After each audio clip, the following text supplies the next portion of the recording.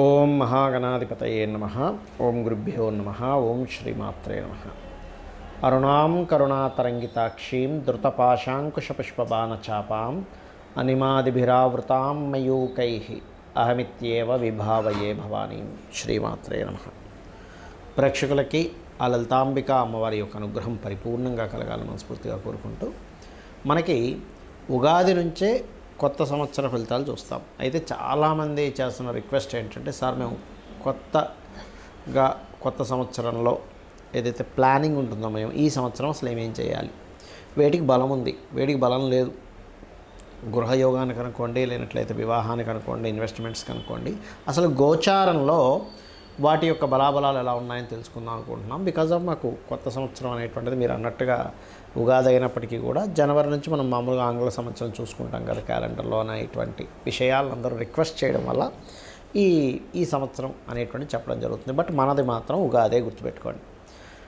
అయితే ఇక్కడ గ్రహస్థితులు ఏ విధంగా ఉన్నాయి, ఎందుకంటే మనకి ఎప్పుడూ కూడా ఉగాది సంబంధించినవి చెప్పినా, లేకపోతే కొత్త సంవత్సరం మనకి తెలుగు సంవత్సరం అయినా ఆంగ్ల సంవత్సరం అయినా సరే ఒకటే రూల్ ఏంటంటే, మేజర్ ప్లానెట్స్ ఎప్పుడైనా సంవత్సర ఫలితాలు చెప్పేటప్పుడు జీవుడైనటువంటి గురువు, కర్మకారకుడైన శని, కాలానికి మోక్షానికి కారకులైన రాహుకేతువులు సంవత్సర ఫలితాలు ఎక్కువ ప్రాధాన్యం చూపిస్తారు. మిగతా అంతా కూడా నెల ఫలితాల్లో, పక్ష ఫలితాల్లో వస్తాయి.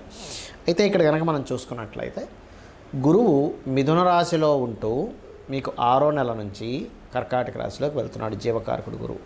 ఇక మనకి మీనరాశిలో శని భగవానుడు ఉన్నాడు. ఈ యొక్క శని భగవానుడు 26/7/2026 నుంచి వక్రిస్తున్నాడు. మీనంలో ఉన్న శని వక్రిస్తాడు.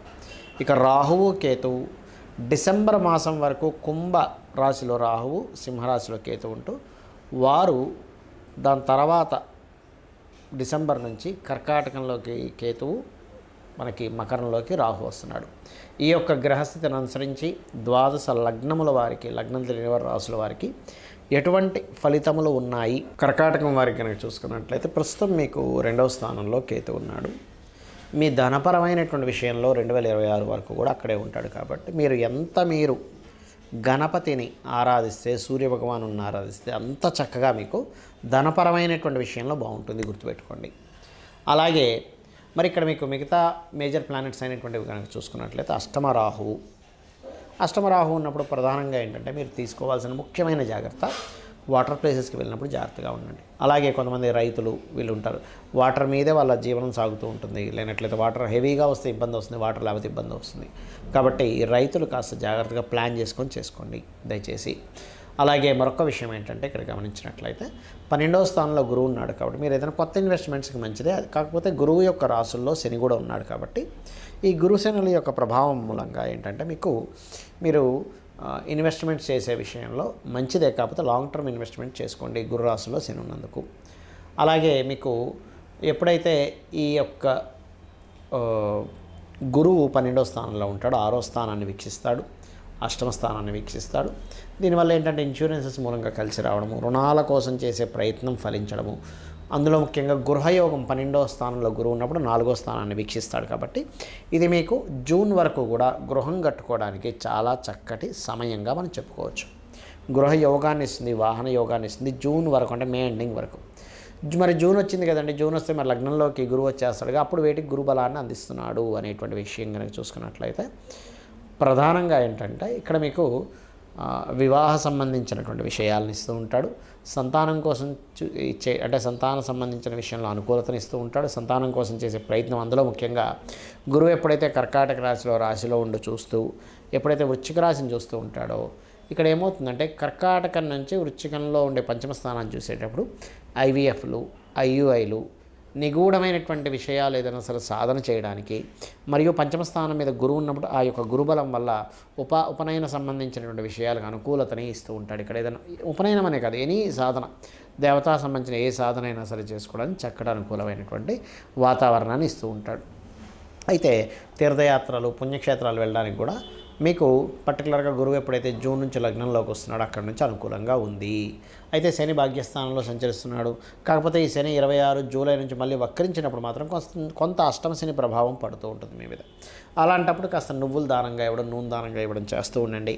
మరియు అదేవిధంగా గమనించినట్లయితే ఇక్కడ మరి గురుబలం 12వ స్థానంలో ఉంది కదండి, మరి జూన్ వరకు బలం లేదా అంటే మీ పర్సనల్ చార్ట్లో ఎలా ఉందో చూసుకోండి. మీ పర్సనల్ చార్ట్లో కనుక మహాదశానాథుడు అంతర్దశానాథుడు కంప్లీట్గా పాజిటివ్గా ఉన్నట్లయితే గురుబలము కొంత లేకపోయినా సరే అది పాజిటివ్ ఇస్తుంది. కానీ గురుబలం ఉన్నప్పుడు కనుక మీకు కనుక మహాదశ అంతర్దశనాథుడు బాగుంటే మరింత మంచి ఫలితాలు ఇస్తుంది.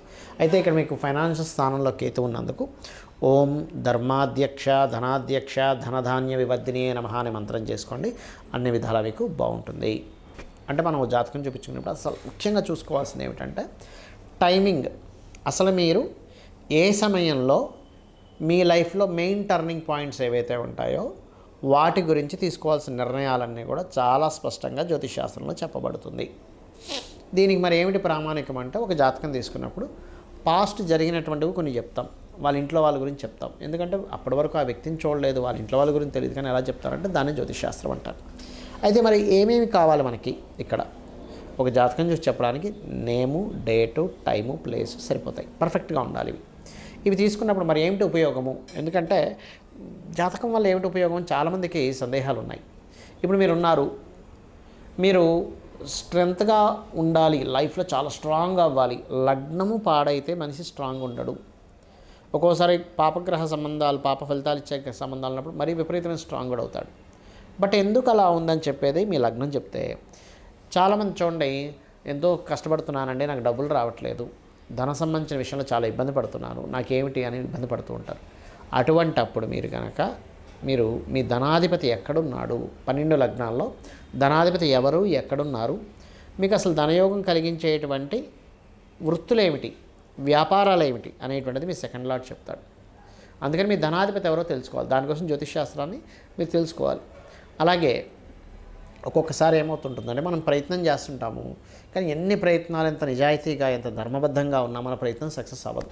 అర్థం కాదు ఏమిటి అసలు దేవుడు ఉన్నాడా లేడా, నేను ఆలయానికి వెళ్ళానండి అంటే ఇక్కడ నేను అనేది ఏంటంటే, నేను చిన్న ఎగ్జాంపుల్ చెప్తాను. మీకు ఒక క్యాండిల్ వెలుగుతుంది, ఆ క్యాండిల్లో వెలుగుపెట్టారు, కాలుతుంది. దేవుడు ఉన్నాడా లేడా నాకు కాలడం ఏమిటి అంటే దాని ధర్మం అది చేస్తూ ఉంటుంది. అగ్ని యొక్క ధర్మాన్ని అగ్ని పాటిస్తూ ఉంటుంది. మీరు క్యాండిల్లో వెలిపెట్టి అయ్యో నాకు కాలిపోయింది, దేవుడు ఉన్నాడు లేడా అనుకుంటే ఇది ఎలా ఉంటుందంటే షేర్ మార్కెట్ మీకు పనికి రాదు అని అనుకున్నాం. వెళ్ళి షేర్ మార్కెట్లో డబ్బులు పెట్టాం, పోయింది. నాకు దేవుడే ఉంటే నాకు షేర్ మార్కెట్లో డబ్బులు ఇవ్వాలంటే మీకు కర్మ బట్టి వస్తుంది. అది మీకు షేర్ మార్కెట్లో డబ్బులు రావాలంటే మీ జన్మజాతకంలో షేర్ మార్కెట్ మూలంగా డబ్బులు వస్తే ఉండే యోగం ఉంటే అందులోనే డబ్బులు వస్తాయి, వేరే దాంట్లో డబ్బులు రావు, గుర్తుపెట్టుకోండి. లేదంటే స్కూల్స్, కాలేజ్, టీచింగ్ ద్వారాలో అప్పుడు గురువు ఇస్తాడు. మెడికల్ రంగాల్లో రవి ఇస్తాడు.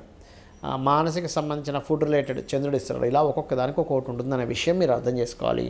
మీరు చేసే ప్రయత్నం ఎందుకు సక్సెస్ అవ్వట్లేదని మీ థర్డ్ లాట్ బట్టి చెప్తుంది. అలాగే మీరు ఏ డైరెక్షన్లో ఉండే గృహం మీరు కొనుగోలు చేసుకుంటే మంచిది. ఎందుకంటే అన్ని దిశలు మంచివే, ఏ దిశ చెడ్డదనేటువంటిది లేదు. అలా చెడ్డదైతే పడమర దక్షిణమే చెడ్డదైతే మరి ఆ పరమాత్మ పడమర దక్షిణమే సృష్టించకూడదు, 2 దిశలే సృష్టించాలి. తూర్పు ఉత్తరమే సృష్టించాలి, పడమర దక్షిణం సృష్టించకూడదు, గుర్తుపెట్టుకోండి. మరి దక్షిణ పడమరాలు ఎందుకున్నాయి, నైరుతి ఎందుకుంది అంటే ఒక్కొక్క దిశకు ఒక్కొక్క ఎనర్జీ ఉంటుంది. ఆ రకంగా మీ పేరులో ఉండే మొదటి అక్షరాన్ని తీసుకొని మీరు అసలు ఏ దిశలో ఉండాలి, మీ జన్మజాతకంలో ఉండేటువంటి రాహుకేతువుల యొక్క స్థితిగతిని బట్టి, శుభగ్రహాలు పాపగ్రహాలు ఉండేటువంటి స్థితిగతులను బట్టి మీరు ఏ డైరెక్షన్స్లోకి వెళ్ళి ఉంటే మీ లైఫ్ మీరు పడుతున్నటువంటి కష్టానికి సరైనటువంటి ఫలితం వస్తుంది అనేటువంటిది వాస్తుపరంగా జాతకపరంగా చూసి చెప్పుకోవచ్చు. అదేవిధంగా మీ యొక్క సంతానం ఎందుకు కలగట్లేదు, అసలు సంతానం అభివృద్ధి అవ్వాలంటే మీరేం చేయాలి, మీ సంతానం ఏం చేయాలని ఒక క్లారిటీ ఇస్తుంది. మీరు తీసుకునే నిర్ణయం ఈ నిర్ణయం ఇప్పుడు తీసుకోవచ్చా తీసుకోకూడదా అనేటువంటి విషయాన్ని చాలా స్పష్టంగా జ్యోతిషశాస్త్రం నిర్ధారిస్తుంది. అలాగే మరి కొంతమందికి అప్పుల పాలైపోతూ ఉంటారు.